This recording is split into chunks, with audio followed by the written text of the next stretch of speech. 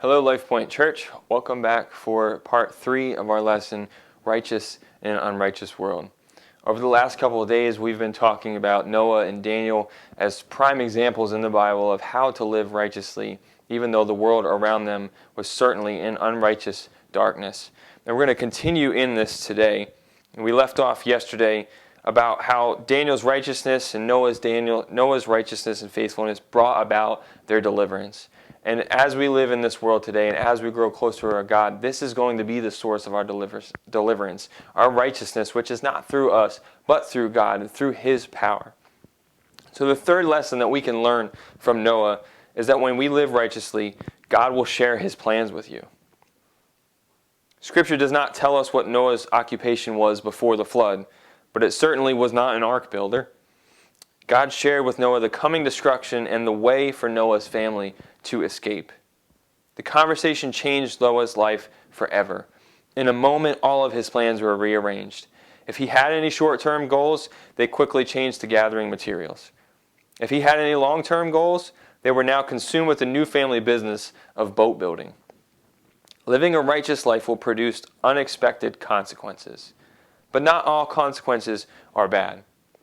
For Noah, the consequence of his lifestyle led to the salvation of his family. God did not ask Noah if he wanted to become a boat builder. God simply redirected Noah's path. God did not ask for Noah's opinion or permission to disrupt his life, but after God instructed Noah to build an ark, his life gained a new perspective. It was probably inconvenient, it was probably costly, it was probably a lot of work, but oh, the outcome for his family, for he and his family. When we choose to live righteously, we are also making a choice to let God disrupt our plans. We cannot walk in close fellowship with God without being obedient to what He asks of us. When God gives us new direction, we must be prepared to respond and change direction with Him. Often what God asks us to do will be disruptive to our current agenda, and it may not make sense. Building a massive vessel used to house one family and hundreds of animals did not make sense either. But what we can be assured of is that no matter what God asks us to do, no matter how ridiculous it seems, if we do what we are asked, it will work to our benefit.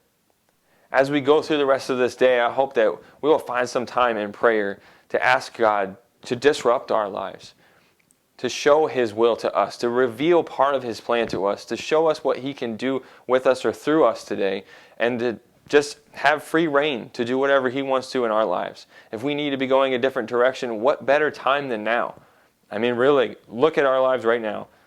Most of us, I think, can probably say that our lives have been completely disrupted by what's going on around us.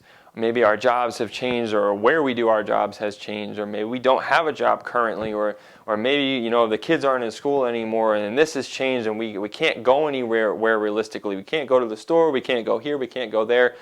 Everything is upside down. What better time to realign ourselves with God and say, God, do what you want to do. Show me. Everything has literally been put down pretty much to ashes around me. All of my plans have gone out the window. My short-term goals, my long-term goals, we have no idea right now, and that can be scary. But in the same sense, it can also help us to take this next step with God, to really get ourselves in tune with Him and allow Him to show us what He has for us in the direction that He wants us to take, rather than the direction that we were just going all on our own. I hope that you have a blessed rest of the day, and I'll see you back here again tomorrow. God bless.